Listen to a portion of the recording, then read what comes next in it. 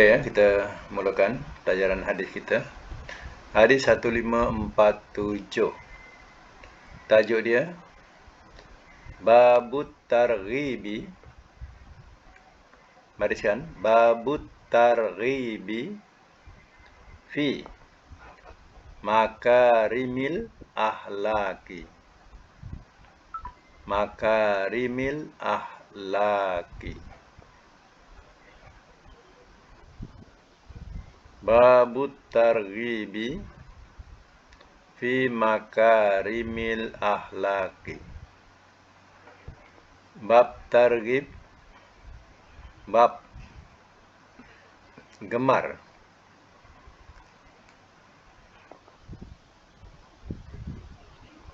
Fi makarimil ahlak, pada ahlak yang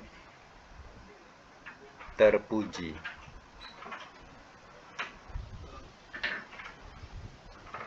Bab gemar pada ahlak yang terpuji. Makarim tu daripada karim, ni makna mulia. Kita katakan terpuji. Ahlak tu maknanya ahlak. Jadi kita terbalikkan, makarimil ahlak, iaitu ahlak yang terpuji. Terpuji ahlak, tak apa cantik kan? Jadi ahlak yang terpuji. Baik ya, kita teruskan dengan hadis yang 1547. Siapa yang baca buka mic ya, supaya lebih jelas. Siapa nak baca, buka mic dia. Silakan.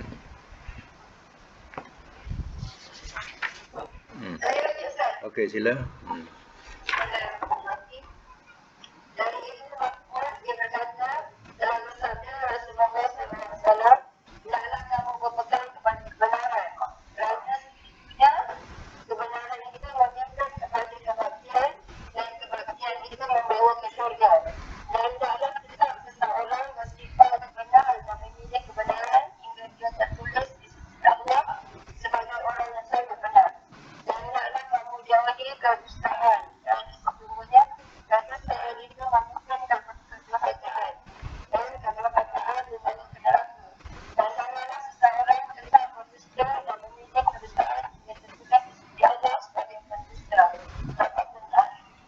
Ya.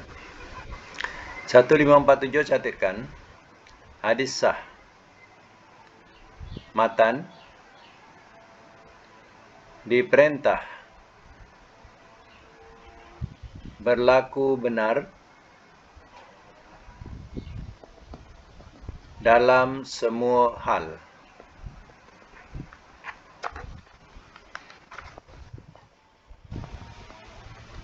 Diperintah berlaku benar dalam semua hal.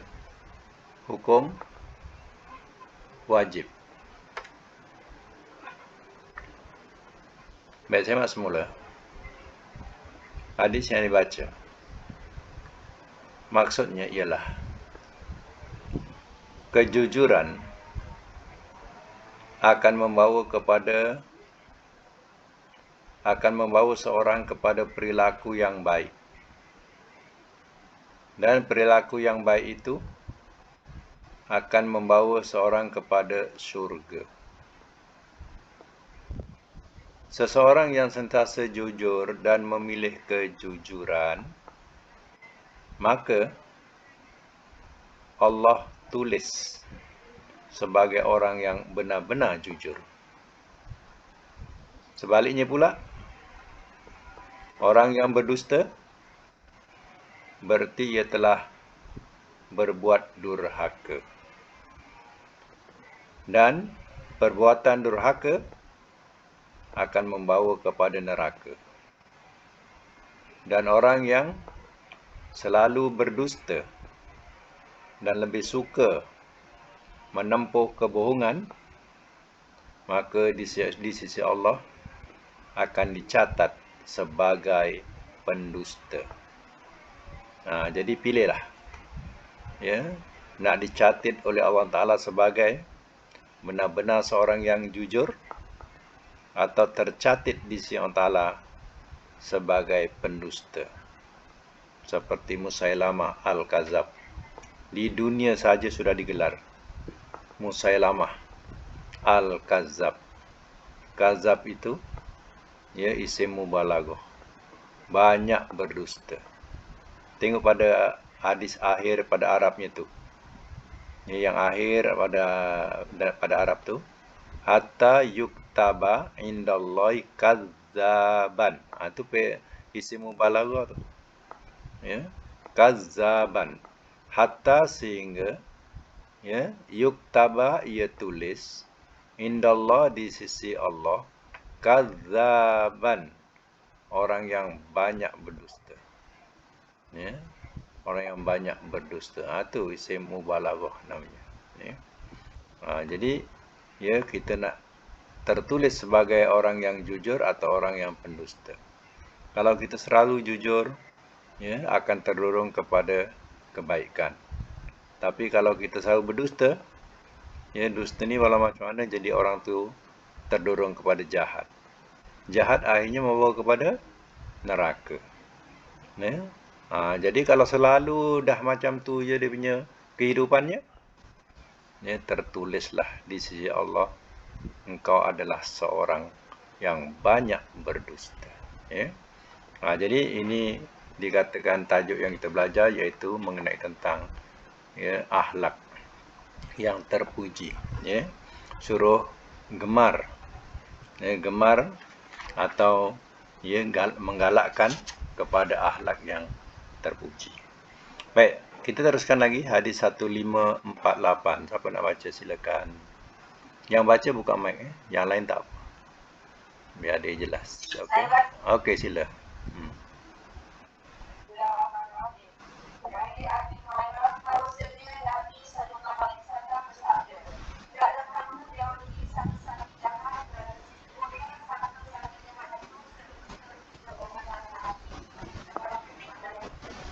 Ya. Catatkan ya, hadis 1548, hadis sah. Matan dia dilarang menyangka-nyangka. Hukum haram.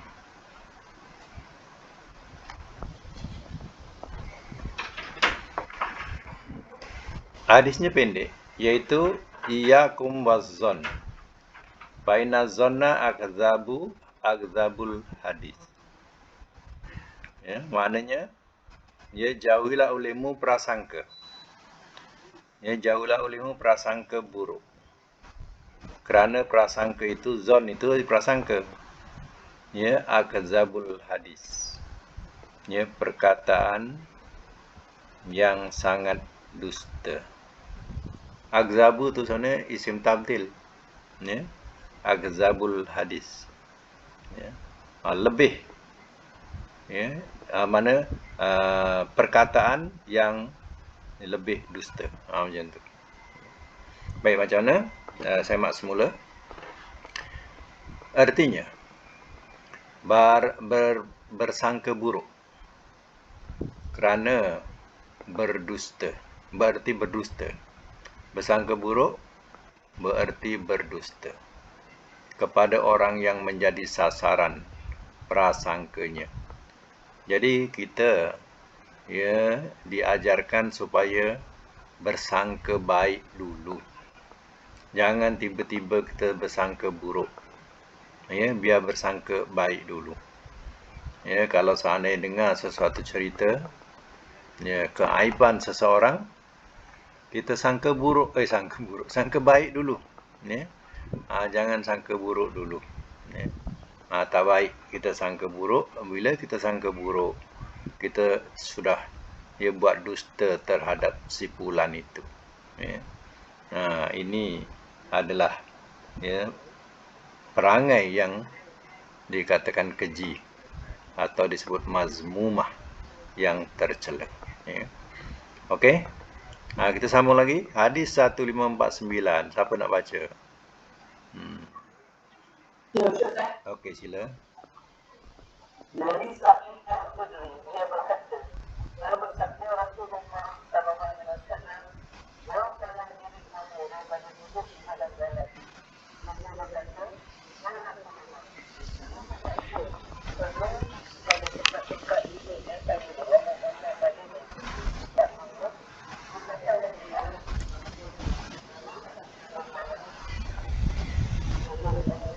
katakan Tuhan kamu, sabdanya, dan menjauhkan pandangan kamu.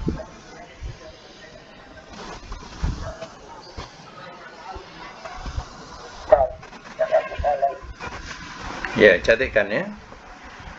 Hadis 1549, hadis sah.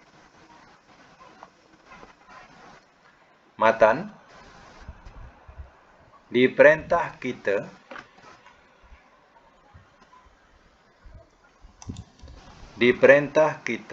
melaksanakan hak-hak jalan apabila kita berada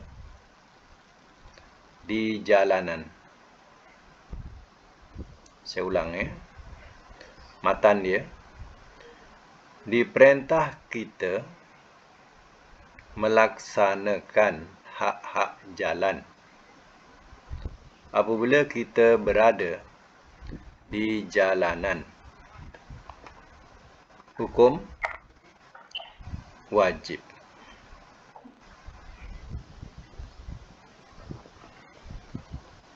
Baik, ya kita semak semula.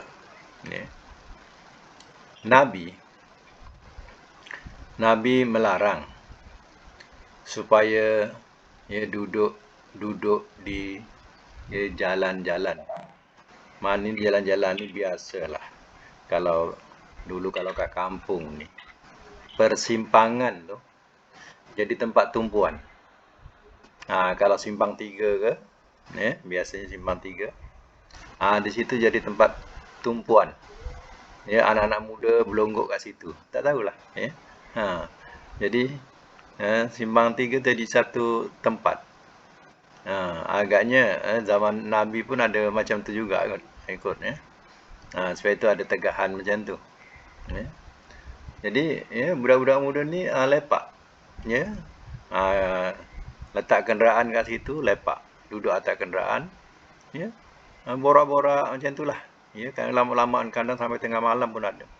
Ya, kat simpang tu. Baru balik. Ya. Biasa pagi tak adalah. Biasanya dia akan petang, ya, lepas isyak, ya. Dia lepak macam tu. Jadi, ya, Nabi kata suruh jauhi. Jadi para sahabat ni, di antara yang mendengar ni lah, dia kata, wahai Rasulullah, ya, kami perlukan tempat duduk yang kami boleh berbicara, berborak-borak lah bahasa kita, boleh berborak-borak padanya. Macam tu bahasanya, ya. Kata Rasulullah, ya, maknanya bolehlah. Maknanya dikatakan boleh, tapi dengan syarat kamu kena memberi hak, ya, hak jalan. Macam mana hak jalan? Ya, ma haqqahu. Mereka tanya, apa haknya ya Rasulullah? Ya. Qala, jawab Rasulullah, ghaddul basar. Ya, rendahkan pandangan. Maknanya ya, pandangan tu suruh rendahkan. Jangan ya terbeliak melihat ya orang lalu lalang. Ya. Yang kedua, kaful adza. Ya. Selain daripada menundukkan pandangan, katanya ya tidak mengganggu. Orang lalu lalang ya diganggu. Ini ya bukan memberi hak jalan namanya. Ini berlaku ya zaman Nabi Syuaib, ya. Zaman Nabi Syuaib ni orang-orang ni duduk kat jalan-jalan, kat simpang-simpang. Bila orang berlalu ya, melalui lorong jalan ke rumah Nabi Syuaib ya, mereka akan ganggu sampai ditelanjangkan pun ada. Ya, itu zaman Nabi Syuaib dulu. Ya. Sebab itu Nabi tak mau sampai berlaku macam tu. Ya. Jangan ganggu. Jangan buat gangguan. ya, di jalan. Yang ketiga katanya waradus salam, dan ya, kembalikan salam. Kalau orang bagi salam, assalamualaikum, jawab salam. Itu maknanya ialah hak jalan. Ya. Wal amru bil ma'ruf wan nahyu anil munkar, dan menyuruh yang ma'ruf dan melarang yang mungkar. Kalau nampak benda yang mungkar, tegah. Dan suruh kalau nampak benda yang yang mungkar tu, ya, suruh buat yang ma'ruf. Contohnya macam tu. Ya. Jadi, ni cerita dia. Ya. Jadi, kadang perlu juga, tapi syaratnya, ya, janganlah buat jahat, buat nakal. Ya. Tapi biasa yang di kampung-kampung ni biasa bukanlah budak-budak jahat, budak-budak kampung situ. Dia memang lepak-lepak macam tu. Tapi ada baiknya juga. Kadang orang-orang, ya, yang sesat-sesat jalan tu, ya, ditunjukkan. Ya, malam-malam cari rumah orang. Ya, kampung kan rumah satu-satu. Ya, kerana jarak jauh-jauh. Ya. Jadi mereka tunjukkan jalan. Ya. Ada orang sesat jalan, tunjukkan jalannya. Mana rumah si Fulan ni, boleh tolong tak? Dia tolong. Ditunjukkan. Itu maknanya memberi hak jalan, bagus juga. Kalau tak, ya, nak mengetuk rumah-rumah orang, ya, susah juga. Tak ada orang kampung. Ya. Mana ada orang sunyi senyap, sunyi sepi. Ya. Jadi, ya, takkanlah nak masuk rumah orang, nak mengetuk pintu orang. Ya. Jadi adanya budak-budak ni, ya, budak-budak muda kat jalan tu, ya, boleh juga membantu, minta tolong tanya, ya, jalan rumah si Fulan macam kat mana. Ya. Berguna juga. Jadi sebab itu Nabi kata bukan dilarang terus. Ya. Tetapi kalau nak juga, ya, berilah hak jalan. Orang bagi salam, engkau jawab salam. Ya. Kalau orang tanya tempat, engkau tunjukkanlah arah jalan itu. Ya. Itu semuanya baiklah. Ya. Itu maksud daripada hadis ini. Ya. Itu dia kata akhlak yang baik. Ya. Baik, kita teruskan lagi hadis 1550. Siapa nak baca 1550? Silakan. Buka mic nak baca. Okey. Jadi Muawiyah dia berkata, telah bersabda Rasulullah SAW, barang siapa Allah hendak memberi kebaikan kepadanya, nescaya ia pandaikan dia di dalam urusan agama. Muttafaq alaihi. Ya. Catatkan ya, hadis 1550. Hadis sah. Matan, dianjurkan mengerti betul-betul tentang agama. Tentang agama. Hukum sebagai syarat.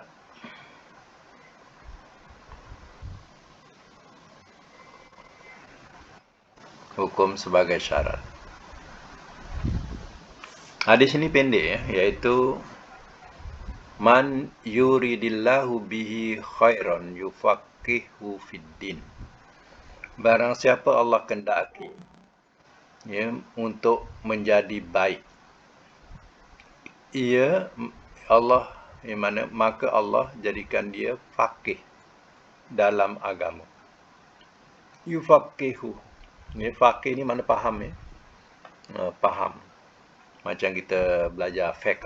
Fiqh daripada faqih. Jadi orang yang ahli fiqh disebut sebagai faqih. Jadi faham. Ya, faham agama. Ya. Itu dikatakan faqih. Ya. Jadi, ya, ayat ini, hadis ini menyuruh kita apa? Ya, supaya sebaik-baiknya kita fahamlah agama. Jangan jahil sangat. Ya. Sekurang-kurangnya tahu hukum. Ya, sana sini tahulah hukum. Jangan jahil sangat. Ya. Itu dikatakan faqih. Jadi tanda dari seorang itu menjadi kekasih Allah, iaitu dijadikan sebagai orang yang benar-benar faham urusan agamanya. Itu maknanya dia akan jadi kekasih Allah Ta'ala. Dia akan faham agama yang diturunkan, yaitu agama Islam yang diajarkan oleh Rasulnya. Jadi macam mana nak jadi faqih? Nak jadi faqih itu dengan jalan belajar. Kalau kita tak belajar, tak ikuti kuliah macam ni, macam mana kita nak faqih? Macam mana kita nak faham? Tak ada ilmu. Jadi dengan adanya kita belajar hadis ini, supaya kita jadi orang yang faqih, tahu hukum. Baik, 1551 pula, siapa nak baca silakan. 1551. Okey, silakan baca.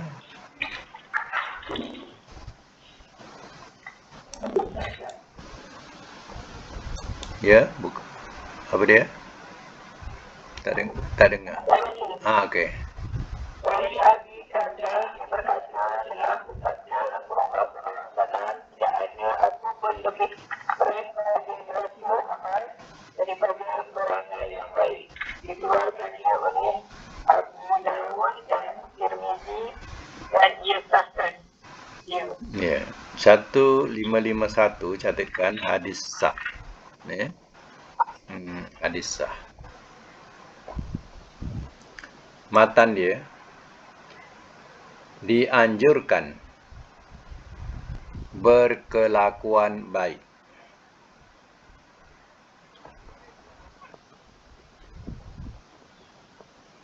Dianjurkan berkelakuan baik. Hukum wajib.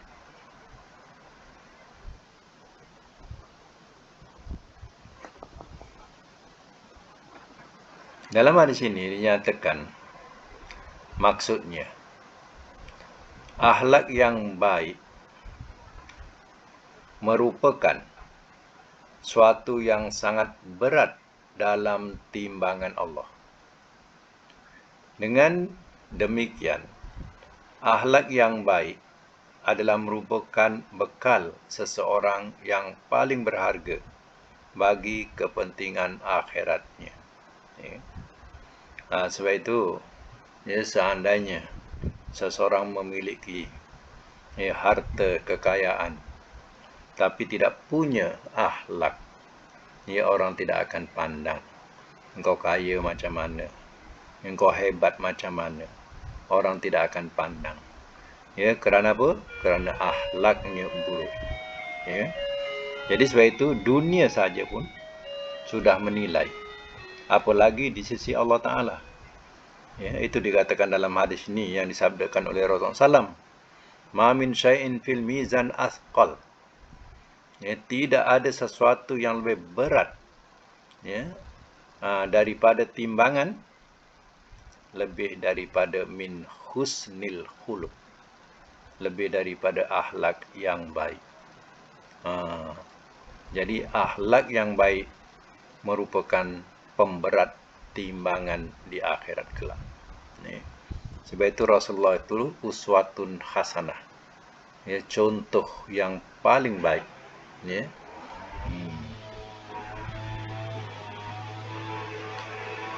Dalam hadis ini kita jumpa perkataan asqalu, nampak tak? Asqalu, itu isim tafdil tu, lebih berat. Asqalu, itu nama isim tafdil. Isim tafdil dia punya wazan dia macam tu, sama macam fi'il mudhari. Asqalu, af'alu, macam tu. Itu nama isim tafdil. Kalau isim mubalaghah dia ada sabdu. Saqalun, ada sabdu qaf tu, saqalun. Itu maknanya terlampau berat. Saqalun itu mubalaghah. Kalau tafdil macam ni, asqalu, lebih berat. Itu guna wazan, ada wazan yang kita pelajari itu. Banyak faedah kita belajar sorof tu. Baik, 1552, siapa nak baca? Silakan.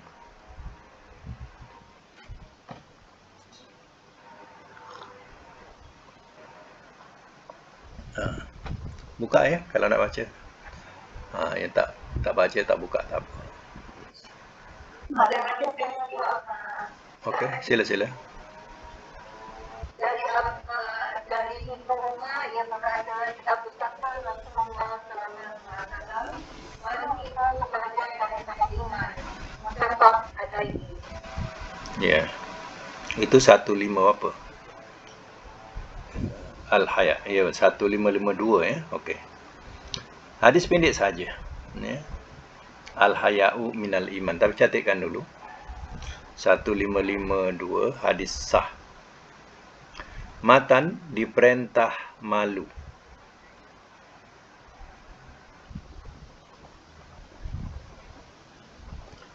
Dalam mengerjakan sesuatu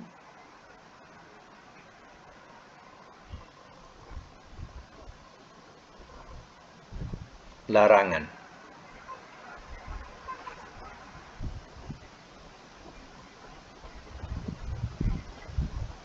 Diperintah malu dalam mengerjakan sesuatu yang terlarang lagi bagusnya. Yang terlarang. Sesuatu yang terlarang. Hukum wajib. Okey. Tengok ya. Kata Nabi, al-haya, malu, minal iman. Termasuk bahagian iman. Ya, jadi kalau bayangkanlah. Ya, kalau tak tahu malu, sebahagian iman kita kat mana? Mana iman kita? Ya, macam tu maksudnya. Baik, maksud. Iman mempunyai beberapa cabang. Salah satu dari cabang iman ialah malu. Maka seorang yang beriman wajib ia menjaga bahagian-bahagian dari iman itu. Ya. Itu dikatakan di sini berhukumkan wajib. Mana wajib seorang Muslim mesti ada rasa malu. Itu maksudnya. Ya. Baik, 1553 pun ada kaitan juga. Siapa nak baca silakan. 1553. Silakan siapa nak baca.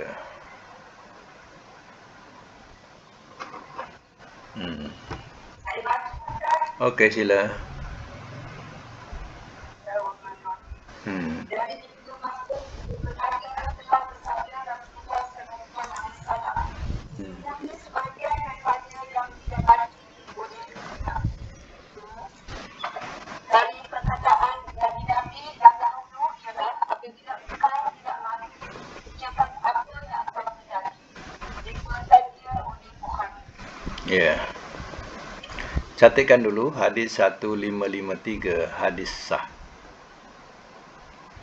Matan dia diperintah malu terhadap sifat yang tidak baik. Diperintah malu terhadap sifat yang tidak baik. Hukum wajib.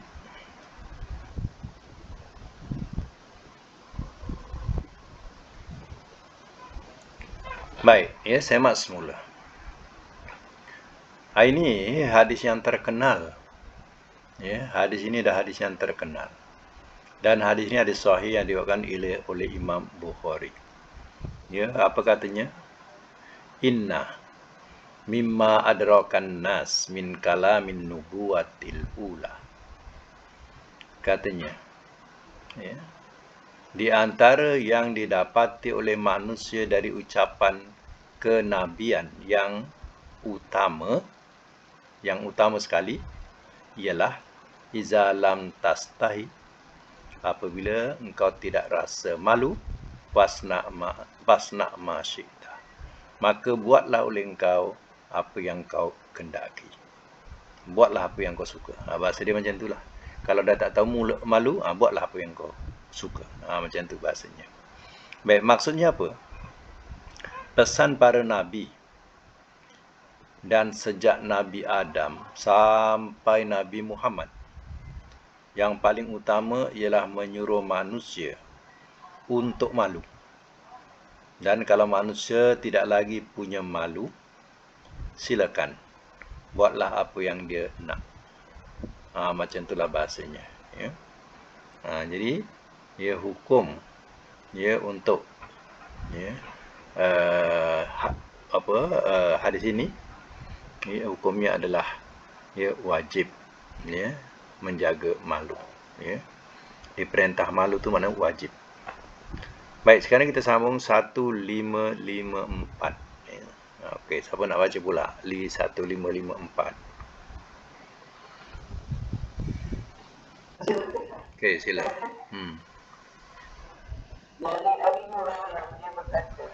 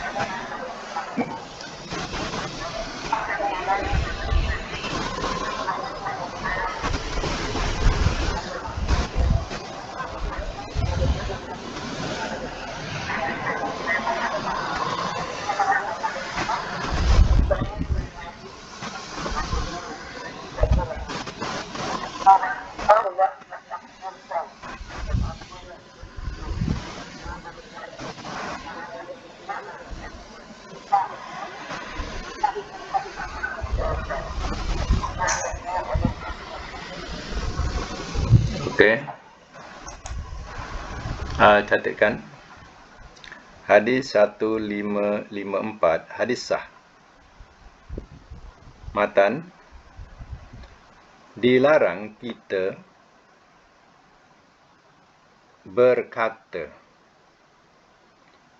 kalau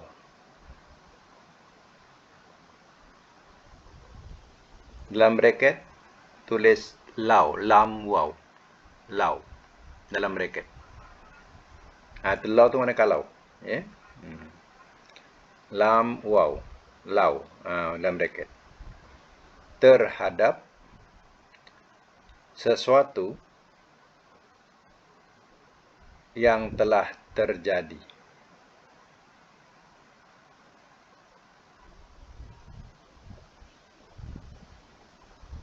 Hukum haram.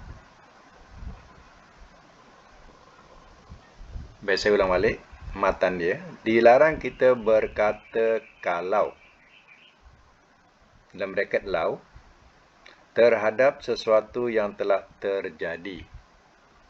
Hukum haram.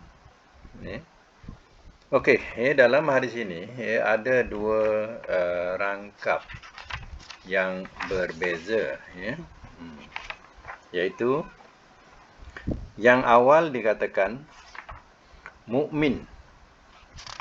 Mukmin yang kuat, khair, lebih baik, wa ahabbu ilallah, lebih baik dan lebih disukai oleh Allah. Minal mukmin dhaif, daripada orang mukmin yang lemah. Orang mukmin yang kuat itu lebih baik dan lebih disukai Allah daripada orang mukmin yang lemah.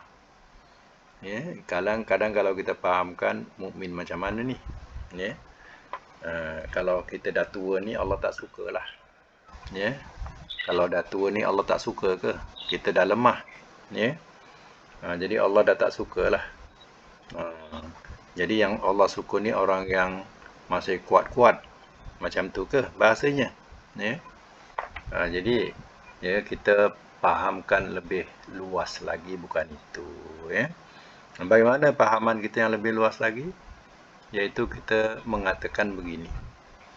Orang mukmin yang kuat lebih baik dan lebih disukai oleh Allah daripada orang mukmin yang lemah. Maknanya orang mukmin yang kuat di situ boleh kita bahasakan sebagai negara mukmin, negara orang-orang mukmin atau orang-orang Islam.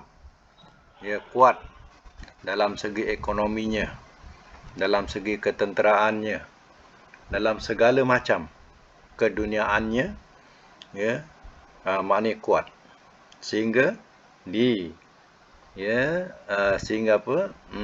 digeruni oleh orang-orang yang bukan Islam atau bukan mukmin. Jadi kalau kita bayangkan macam tu, itu lebih baik. Maknanya negara Islam yang kuat, yang mempunyai ekonomi yang bagus, mempunyai ketenteraan yang bagus, mempunyai rakyat berakhlak mulia, disegani oleh orang-orang yang bukan Islam. Itu maknanya dikatakan orang mukmin yang baik, yang kuat, disukai oleh Allah daripada orang mukmin yang ditindas lemah. Sentiasa ditindas serba-serbi lemah.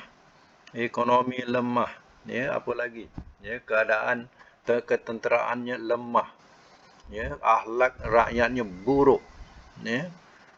Jadi malulah kita kepada Allah. Sedangkan dikatakan orang mukmin itu sepatutnya lebih baik lebih kuat daripada orang yang bukan mukmin. Tapi orang mukmin pula yang lemah. Kalau kita bahasakan macam tu lebih menarik. Maksudnya lebih menarik.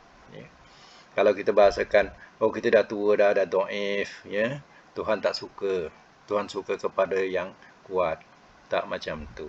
Tu dah. Kita nanti menyangka buruk terhadap Allah. Itu salah lah. Baik. Semuanya, tua ke muda, bagi orang Islam ni, tua ke muda, semuanya ada kebaikannya. Tapi galakkanlah kepada yang memberi manfaat. Contohnya yang tua-tua, dia dapat memberi nasihat kepada yang muda-muda. Sebab yang tua-tua lebih banyak pengalamannya, lebih banyak ilmunya, maka ia dapat memberi nasihat kepada yang muda-muda. Jadi masing-masing sebenarnya ada manfaatnya. Orang tua bagi idea, orang muda buat. Kan? Semua ada kebaikannya. Dan diterangkan lagi ayat yang lanjutannya kira rangkap kedua lah. Wasta'in billah. Dan minta tolonglah oleh engkau dengan Allah wala ta'jas, dan jangan engkau lemah.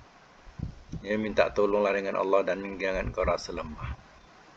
Wa in asabaka syai'un, dan jika telah menimpa kepadamu oleh sesuatu, fala takul, maka jangan engkau katakan lau, jikalau. Itu perkataan lau tu. Tengok Arabnya lau, jikalau. Anni, bahawasanya aku, fa'altu, telah membuat aku, kaza, begini, kana kaza wa kaza, jadilah begini dan begitu. Ini faham ke tidak?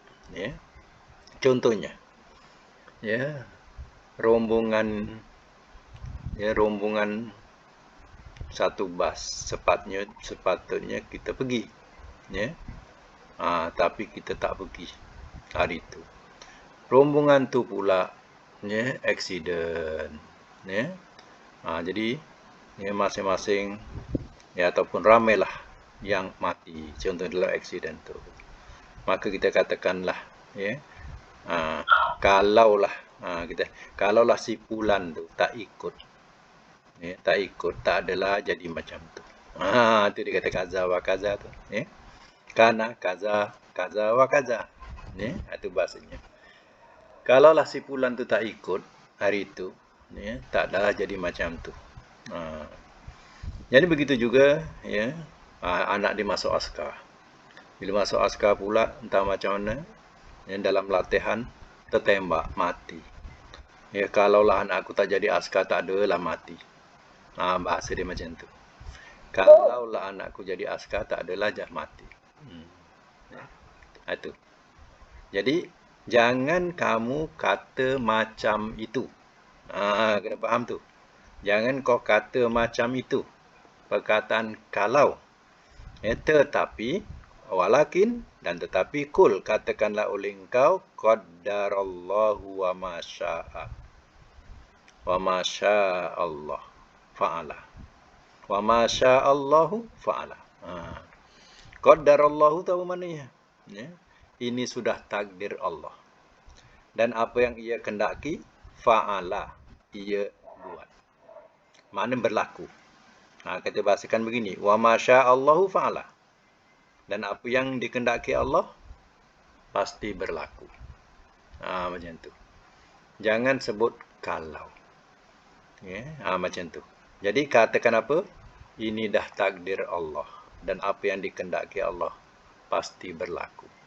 Mana yang ditakdirkan mati, accident contohnya. Ya. Dia mati dalam accident. Itu makna sudah ditakdirkan Allah. Dan apa yang dikendaki Allah pasti berlaku. Yang betul cakapnya itu. Ya. Jangan cakap kalau. Ya. Contohnya seorang tu nak terlanggah. Ya, si B ni nak terlanggah. Si A nampak terus tolak. Ya. Ditolak tu maknanya dielakkanlah daripada terlanggar tu. Ya. Nasib baiklah. Ya, engkau ada. Kalau tak, mati aku. Dia bahasanya macam itulah. Nasib baiklah engkau ada. Kalau tak, mati aku. Ya. Jadi bahasa macam ni pun rupanya tak boleh. Ya. Dalam segi akidah tak boleh. Ya. Kita kata alhamdulillah engkau ada. Ya. Jadi ya, dah takdir Allah. Ya. Disebabkan engkau ni ada. Ya, maka ya aku pun selamat. Jangan kita kata nasib baiklah engkau ada. Macam tu kita serah kat dia langsung. Ya. Kita tidak bergantung kepada Allah. Ya. Patutnya kita puji Allah, alhamdulillah. Ya. Kita puji Allah. Jangan kita puji yang menolong. Ya. Contoh, kalau tak ada engkau, matilah aku. Itu dah satu lafaz yang salah. Ya. Baik, apa sambungan hadis ni? Fa inna law, maka sesungguhnya law tu kalau, taftahu amalas syaitan, ia membuka amalan syaitan. Jadi perkataan law itu ya akan membawa kepada pintu-pintu syaitan. Ya.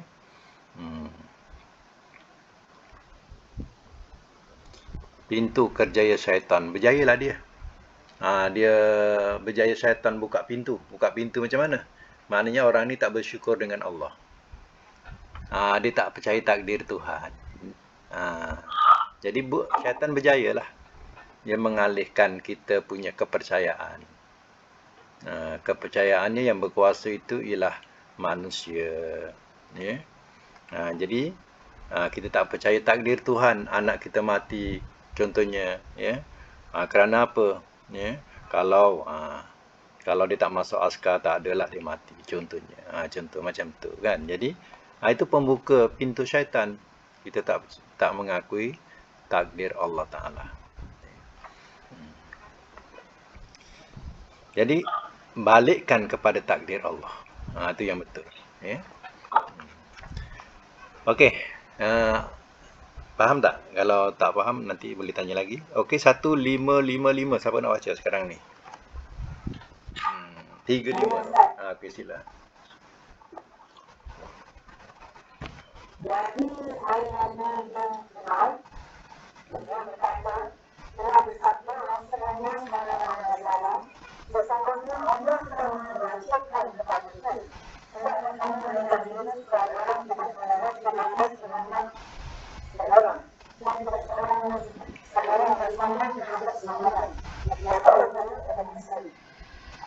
Ya. 1555 hadis sah.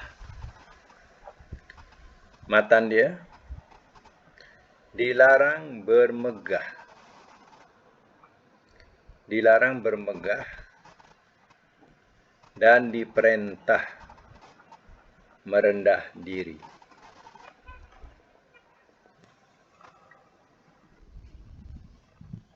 dilarang bermegah dan diperintah merendah diri. Hukum ya, sebagai satu ketentuan.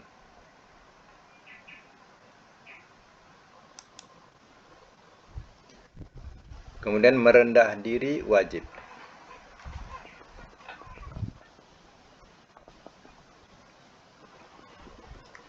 Semak semula. Allah mewajibkan setiap orang yang beriman untuk bersikap merendah diri. Ya, contoh Rasul. Rasul kan hebat.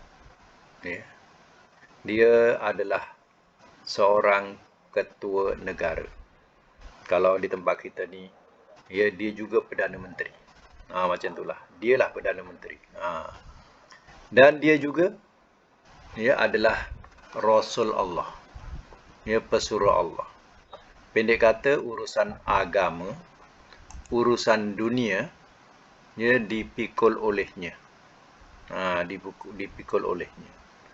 Walaupun demikian, dia tetap merendah diri. Inilah sikap Rasul SAW sebagai contoh. Dia tidak sombong pun. Nak kira kaya, siapa kaya? Nabi. Yang paling kaya ialah Nabi Sulaiman. Adakah Nabi Sulaiman itu bersikap sombong? Sehingga dia tidak berlaku taat kepada Allah dan berlaku zalim kepada atas pemerintahannya. Tak ada. Biasanya orang yang tidak takutkan Allah saja, yang selalu bersikap sombong. Sebab itu ayat ini menerangkan supaya Allah mewajibkan orang beriman ni merendah diri, tidak sombong diri, dan tidak berlaku zalim kepada orang lain. Itu maksud hadis ini. Ini nama yang dikatakan makarimil akhlak, tajuk kita. Itu hal-hal yang berkaitan dengan menggemarkan kepada akhlak yang terpuji. Baik lagi, 1556. Siapa pula nak baca? Silakan. 1556. Sila. Dari Abi Darda, dari Nabi SAW yang bersabda, barang siapa menolak gangguan orang terhadapnya, maka sebenarnya dia tidak dikandung olehnya. Nescaya Allah pula daripada tubuhnya azab neraka yang kiamat. Diturunkan kepada diri dan dia asalkan dia. Satu lagi, 1557. Dan bagi Ahmad dan hadis Asma binti Yazid seperti itu juga. Baik, dua-dua ni catatkan ya, 1556 dengan 1557. Hadis sah.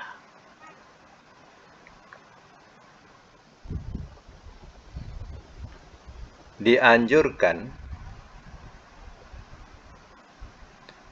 kita menolak gangguan seseorang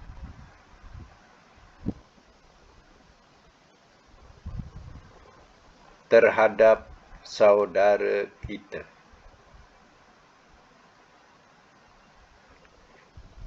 Dalam braket, se-Islam.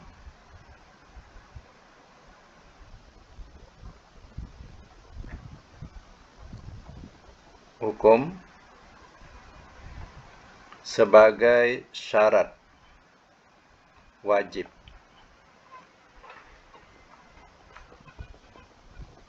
Sebagai syarat wajib.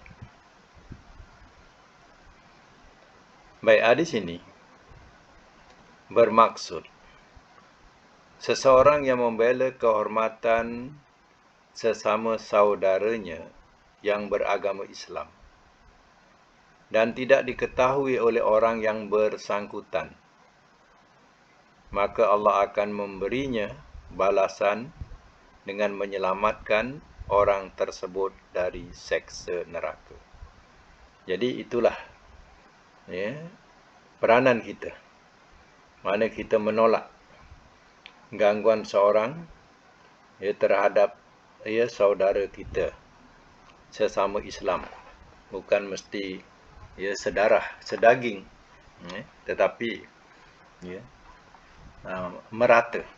Mana merata ni asal saudara Islam kita, maka kita halang daripada mengganggu mereka. Itu di hari kiamat besok Allah akan menyelamatkan daripada seksa neraka. Contohnya misal kata penindasan terhadap satu kaum orang Islam, contoh di Myanmar ke di mana ke, pemimpin-pemimpin kita mencari jalan supaya halangi, supaya jangan berlaku aniaya terhadap orang-orang Islam. Maka peranan-peranan yang demikian adalah peranan-peranan yang mulia, walaupun dia bukan sedarah, sedaging, sebangsa kita, tetapi kerana dia adalah orang-orang Islam yang tertindas. Jadi kita cari jalan untuk menghalang penindasan itu, dan diberikan kedudukan buat mereka, diberikan tempat buat mereka. Segala pertolongan itu adalah membawa kepada hal yang dikatakan kebajikan, yang mana pahalanya besok, ganjarannya Allah akan jauhkan daripada seksaan neraka. Jadi kita punya kuliah sampai hadis tu, masih ada lagi tajuk-tajuk ni yang belum kita baca, tak apa, biarkan dulu, akan datang kita boleh sambung lagi. Kalau ada pertanyaan boleh tanya selepas ini.